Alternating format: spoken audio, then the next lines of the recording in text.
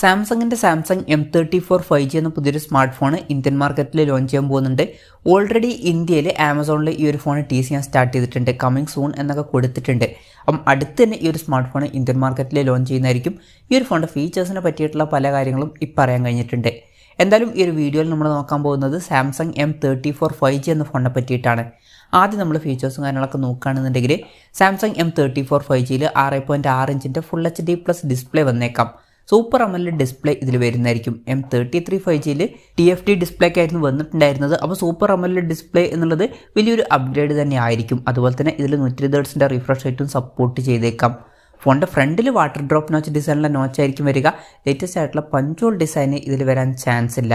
അപ്പോൾ ഡിസ്പ്ലേയുടെ കാര്യത്തിലൊക്കെ അത്യാവശ്യം നല്ല അപ്ഗ്രേഡ്സും കാര്യങ്ങളൊക്കെ വരാൻ ചാൻസ് ഉണ്ട്. പക്ഷേ 20,000 രൂപയ്ക്ക് മുകളിലും വാട്ടർ ഡ്രോപ്പ് നോച്ച് ഡിസൈനിലെ നോച്ചേ വരുള്ളൂ. പഞ്ചോൾ ഡിസൈൻ വരാൻ സാധ്യതയില്ല.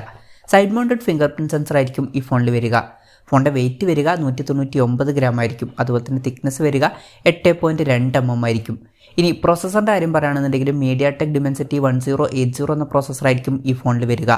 പിന്നെ ഈ ഒരു പേരിൽ തന്നെ ആയിരിക്കുമോ ഈ പ്രോസസ്സർ വരിക എന്നും പറയാൻ പറ്റില്ല. ഇപ്പം റീബ്രാൻഡ് ചെയ്തിട്ട് അവർ ഈ ഒരു പ്രോസസ്സർ mediatek dimensity 7050 എന്ന പേരിൽ ഇറക്കിയിട്ടുണ്ട്. ചിലപ്പം ആ ഒരു പേരിലായിരിക്കും ഈ ഒരു പ്രോസസ്സർ വരിക. എന്തായാലും കൺഫർമേഷൻസ് ഒന്നുമില്ല. എന്നാലും mediatek dimensity 1080 അല്ലാന്നുണ്ടെങ്കിൽ 7050 എന്ന പ്രോസസ്സർ ഇതിൽ വന്നേക്കാം. രണ്ടും സെയിം ആയിട്ടുള്ള പ്രോസസ്സർ തന്നെയാണ്. 5G സപ്പോർട്ടും കാര്യങ്ങളൊക്കെ ഇതിൽ വരുന്നതായിരിക്കും. ഇപ്പം ഫോണിൻ്റെ വില 20,000 രൂപയുടെയും 25,000 രൂപയുടെയൊക്കെ ഇടയിലാണെന്നുണ്ടെങ്കിൽ ഈ ഒരു പ്രോസസ്സർ തരക്കേടില്ലാത്തൊരു പ്രോസസ്സറാണ് എന്നൊക്കെ തന്നെ പറയാവുന്നതാണ്.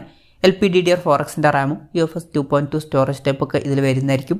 ആൻഡ്രോയിഡ് 13 ബേസ് ആയിട്ടുള്ള 1UI സോഫ്റ്റ്വെയർ ആയിരിക്കും ഈ ഫോണിൽ വരിക. ക്യാമറയുടെ കാര്യം പറയുകയാണെന്നുണ്ടെങ്കിൽ ഫോണിൻ്റെ പിന്നിൽ ട്രിപ്പിൾ ക്യാമറ സെറ്റപ്പ് വരാനാണ് സാധ്യത. 48 MP മെയിൻ ക്യാമറ സെൻസർ ഈ ഫോണിൽ വന്നേക്കാം. 8 MP അൾട്രാ വൈഡ് ആംഗിൾ ലെൻസും പിന്നെ 5 MP ഒരു മാക്രോ ലെൻസും ഈ ഫോണിൽ വരുന്നതായിരിക്കും. ഫ്രണ്ടിൽ 13 MP സെൽഫി ക്യാമറ വന്നേക്കാം. ബാറ്ററിയുടെ കാര്യം പറയുകയാണെന്നുണ്ടെങ്കിൽ 5000 mAh ബാറ്ററി ഈ ഫോണിൽ വരുന്നതായിരിക്കും. 25 വാട്ടിൻ്റെ ഫാസ്റ്റ് ചാർജ് സപ്പോർട്ട് ഇതിൽ വരും. Type-C ചാർജിംഗ് പോർട്ടുമായിട്ടായിരിക്കും ഈ ഒരു സ്മാർട്ട് ഫോൺ വരിക. പിന്നെ ചിലപ്പോൾ ഈ ഫോണിൻ്റെ ബോക്സിൽ ചാർജർ ഉണ്ടാവുള്ളൂ. ചിലപ്പോൾ നമ്മൾ ചാർജർ സെപ്പറേറ്റ് മേടിക്കേണ്ടി വരും. അപ്പം ഇതൊക്കെയാണ് ഫീച്ചേഴ്സിനെ പറ്റിയിട്ട് ഈ പറയാൻ കഴിഞ്ഞിട്ടുള്ള കാര്യങ്ങൾ. പിന്നെ ഈ ഫോണിൻ്റെ ലോഞ്ച് ഡേറ്റിൻ്റെ കാര്യം പറയുകയാണെന്നുണ്ടെങ്കിൽ അതിനെ പറ്റിയിട്ടുള്ള ന്യൂസുകളൊന്നും ഇപ്പം പുറത്ത് വന്നിട്ടില്ല. അതിനെ പറ്റിയിട്ടുള്ള കൂടുതൽ കാര്യങ്ങളൊക്കെ അറിയുമ്പം അതിനെ പറ്റിയിട്ടുള്ള വീഡിയോസൊക്കെ നമ്മൾ ചെയ്യുന്നതായിരിക്കും. അപ്പം അതുപോലുള്ള വീഡിയോസൊക്കെ കാണാൻ താല്പര്യമുണ്ടെന്നുണ്ടെങ്കിൽ ഈ ചാനലും സബ്സ്ക്രൈബ് ചെയ്യാവുന്നതാണ്.